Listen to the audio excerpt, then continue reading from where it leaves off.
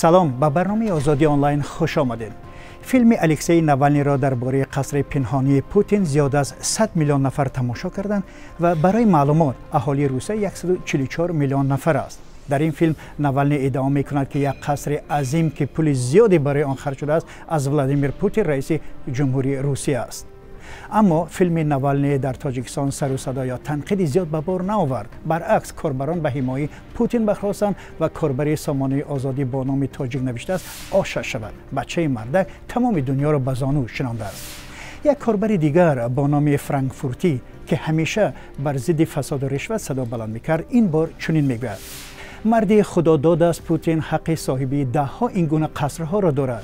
زیرا بسیاری از خبرهای مربوط به ناوالنی کاربران ما می‌نویسند او جاسوس غرب است و هدفش تکه و پاره کردن روسیه است تا به سرمایه‌داران غربی امکان دهد از ذخیره‌های طبیعی روسیه استفاده کنند.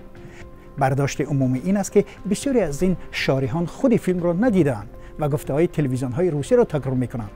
در فیلم ناوالنی برعکس از آن با الم و افسردگی سخن می‌کند که ثروت‌های مردم روسیه غارت می‌شوند و با دلیل‌های مشخص از پول دزدی بنیاد شدن همین قصر را اثبات می‌کند. شخص بینامی می‌نویسد پوتین از او بودن قصر را رد کرد. بله، واقعا پرزیدنت روسیه گفت ربطی به این قصر ندارد، ولی همچون شخص اول دولت روسیه نگفت این قصر از کدام پول ساخته شده است و چرا خدمات امنیت دولتی روسیه آن را پاسبانی می‌کند و چرا طلب نکرد ساختمان این قصر افسانه‌ای تحقیق شود. آشش شود، حق دارد زیرا پادشاه است. گفتن کاربران همچنین بیانگر معرفت حقوقی و قانون سالاری آنها است. چون این چیز نسبت دزدی و فساد در تاجیکستان هم گفته می شود. خدا داده است مردک توانسته از قنش زند در تاجیکستان زیاد شنیده می شود. اما کاربر همایون می نویسد تاجیک های زیر تاثیر پروپاگاندای کرملین مانده از پوتین طرفداری می کنند. و شهروند می نویسد این همه مفکوری غلامی است. شرح او را می خونیم. شرحهای مثل آش شود به خلاصه‌گیری نیاز دارند. وی پرزیدنت است نه هر کسی دیگر.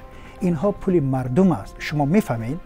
حالا خیلی وقت در کار تا به دورانی رسیم که آدمان فکرهای آزاد و سالم را حس کنند.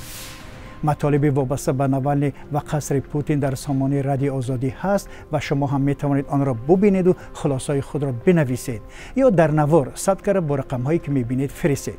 اینجا برنامه آزادی آنلاین به پایان رسید و با شما من میرزا نبی خالقزاد بودم. تا دیدار در برنامه‌های آینده. خدا نگهدار.